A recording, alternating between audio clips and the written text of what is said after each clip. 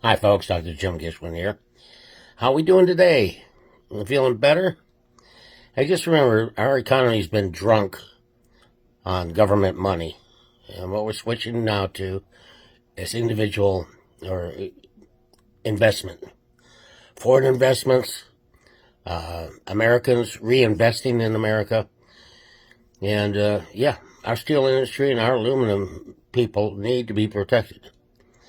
And the prime minister up there in Canada has backed off on his threat to sit there and cut off power from Niagara Falls to some of our New York people, and also power to Minnesota and Michigan. So, what are we doing using their power instead of our own? I know our grid is kind of ancient, but we can do it. We can handle it.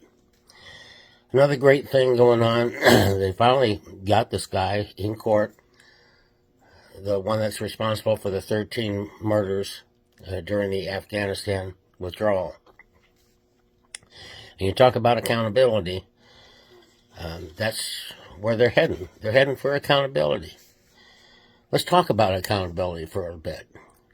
Okay, the Attorney General is taking away clearances from all the former officials, Jake Tapper, the whole 9 yards of them, and especially Monica, the Assistant Justice Department. What do they need him for? What does Letitia James, a lawyer somewhere in New York, need a daggone clearance for?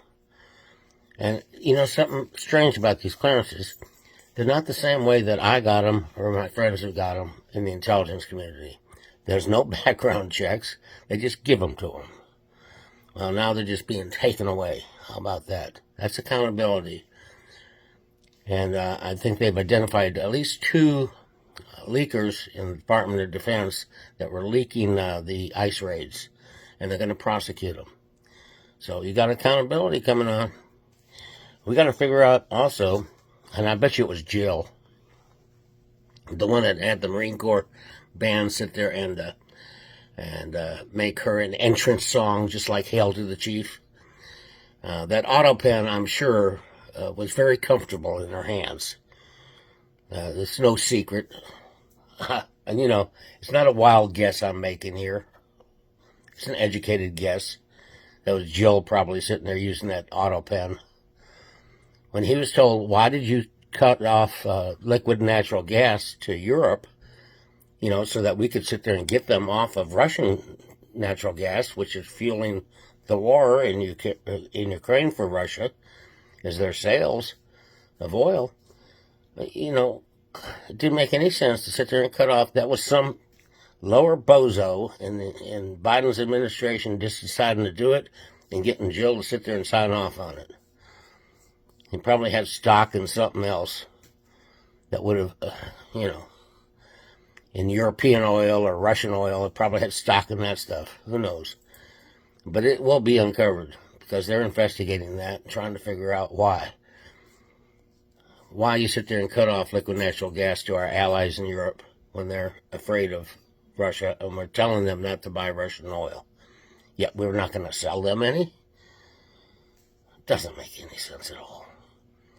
You know, and Biden was surprised when the Speaker of the House sat there and said, why did you do this? He said, I didn't do that. Did I do that? It sounds like Urkel, right? Did I do that? We had Urkel for president. Urkel for president. Did I do that? I remember that one at the very beginning of his administration. He's sitting down at this desk. They're surrounded by people. And they hand him this thing.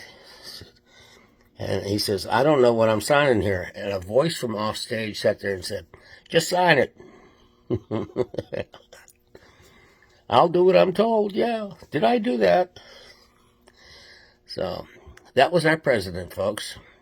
I hope he's enjoying Rehoboth Beach. I feel sorry for him, actually. That was a lot of elder abuse that the people around him subjected him to, including his wife.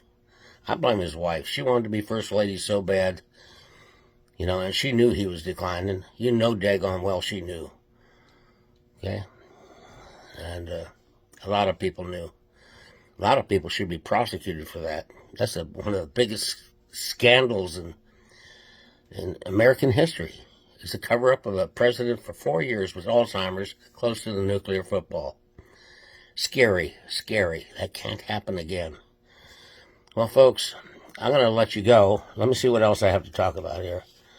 Oh, free speech. Oh, yeah. The guy we're deporting, the terrorist sympathizer from Syria, says he's ex-Palestinian, but he's from Syria. Syrians, of course, just massacred a whole bunch of Christians. So the terrorists that have taken over Syria have not changed their ways. They said they were going to change their ways. They haven't changed their ways. They're already massacring people. And we're, speaking of massacres, there's genocide going on in South Africa. It's reverse discrimination, reverse racism. They're going after white farmers and killing them, and taking their property. Just like that happened in Angola a few decades ago. If I can say a few decades ago, you know I've been around a while. But I remember it happening in Angola. I also remember Cuban troops in Angola fighting a proxy war. Excuse me. I'm still recovering. I haven't smoked. That's full-blown emphysema, folks. So anyway, you can't catch it if I'm coughing at you. All right? So excuse me.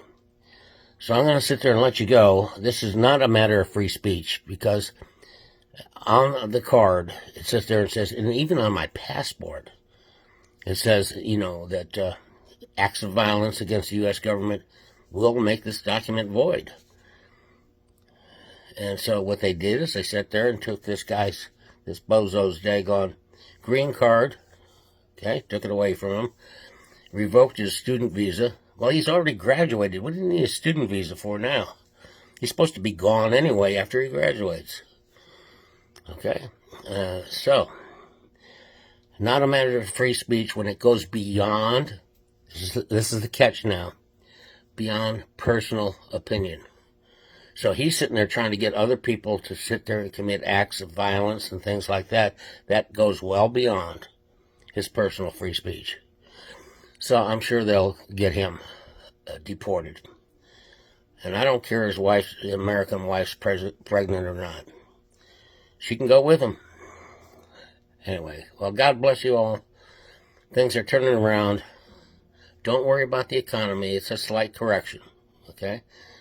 It's bound to be corrected. We were drunk on government money for so long, and now the government money is gone. And a lot of it was waste and stuff. I cannot believe these Democrats are defending such corruption. You know why they defend it? Because it was their gravy train. Their wives had set up charities and stuff like that U.S. aid was given to. Okay? Oh, yeah, give it to this charity. Oh, my wife's in charge of that charity. Ooh. Or my daughter. It's like the judge up in New York that tried Trump up in New York. The daughter was sitting there raking in all sorts of Democratic donations because of what her daddy was doing. It's all an incestuous relationship, people. It's a big circle jerk. Anyway, God bless you all. And things are going well. And I hope the president gets to drive his new Tesla. I'm surprised he didn't pick the truck. I think the truck looks pretty sleek. Anyway, take care. God bless. And I remain your humble servant.